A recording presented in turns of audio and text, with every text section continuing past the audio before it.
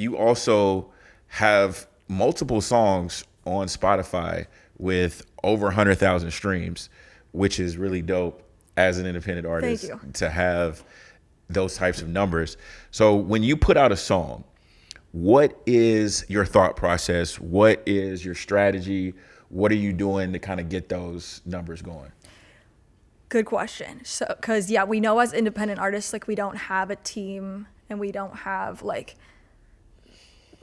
lot of people already there waiting for it yet, right? So all that I really, because marketing is definitely the thing that I feel is not as much one of my strengths. And I think most artists agree with that, right? You just like are on YouTube being like, what do I do to get people to hear my song? Yeah, I mean, because we're like, I'm an artist, I'm a creative. I just want to put out the music. And, you know, we don't a lot of times think about the business and marketing side of it. But it is very important. Totally. And it used to be different because people would like 10 years ago, someone would put something on Spotify and it would kind of have a lot more chance to just organically blow up. And now it's like you must post 1,000 TikTok videos. But to answer your question, so I knew that this is not an ad, but meta ads has worked for me before in the past. So I knew this recent song I put out in January called Ghost Story. I've had like the most organic success with it. I hate the word organic, but it's real because I've tried all these other promo things where later I was like, those streams, where did they go? Was that real? Probably not. But this was the 100% real because I did it all myself.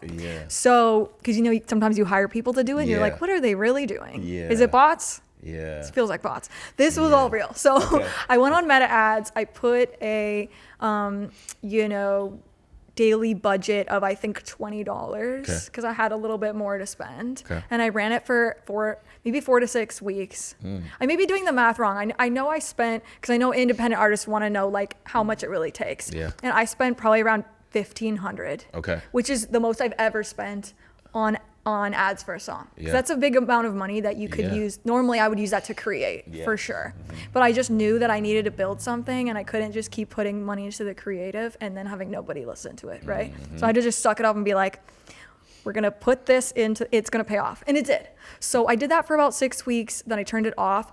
And then when Spotify sees enough people clicking on it that are very real, then it picked up on Discover Weekly. And for some reason, that song, maybe because there's an emotional element to it, it just kept getting picked up. And there was at one point, I got like 7,000 streams in a day, which is a lot for me as an independent artist. So I was really proud of that. And so over like maybe 8 months, it's gotten, I think it's at 240,000, which is the fastest I've ever had a song grow. Normally that takes like years. But that's really all I did because nothing else boosted it. It was all just from people clicking on an ad and then Spotify getting enough data from those people. I guess the people that liked it probably liked rock or pop punk and it kind of knew. So I think that's the secret. People keep saying like stay in your lane because then Spotify will get more information on who's going to really like the song, which is hard for me because I definitely am like a multi-genre person and a lot of my old music is not pop punk. So I learned that like staying in your lane at least for a few releases in a row helps, and that meta ads do work. Not an ad, but if they want to pay me, I'm down. So what kind of went into the ad, or what did the ads sort of look like? So I did make a real music video for that one. And I do find it pretty eye-catching because I think it's down to the content. Because when like any ad, right, you want to engage the person. And it's like I filmed it on a mountain, like at a ghost town, and like it looks very like, what is this? So it looks dope though, by the way. Thank you so much. It's my favorite thing I've ever done. I was like, when I'm 90, I'll be happy that I spent all my money going to the top of a mountain. So we're gonna do this, even if nobody sees it. But it ended up paying off because I used a clip of it for the ad, and then I just targeted like. The targeting is very important too. I learned I targeted like people who like Paramore and Avril Lavigne and like stuff that was kind of in the lane. And it worked out. And I'm really excited about the fact that worked out, because like we were saying, as independent artists, you can do that and then it's so slow and you're just like, nobody's listening. For years before this, I had a huge gap of like it was just quiet, Yeah. like 5 streams a day. And I was like, what am I doing? Yeah. You know? So, yeah.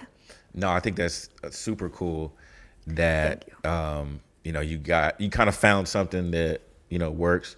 But I think it's very key that you said when you were talking about, you know, leaving yourself a budget for the marketing, because I feel like that's something that we just often neglect. Oh, totally. I never wanted to do that before. Yeah. Because I'm all about the creation, and I'm all about like going all out for the music videos, because it's like my big passion, and like cinematography and editing. Yeah. So I'd always be like, have a budget.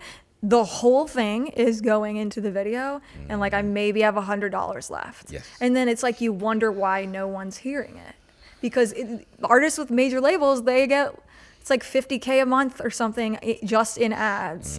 That's probably smaller artists. Yeah. So it's like we have to just force ourselves to do that. Yeah. Because then the goal is people will be there and they'll actually be getting you a return on that, and then you can use that to keep creating.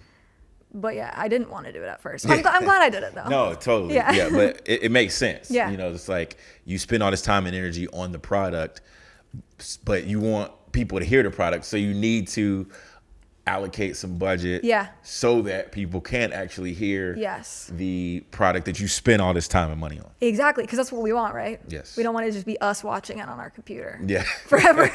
And the thing is, I know a lot of artists might not have $1,500. For a lot of years I didn't.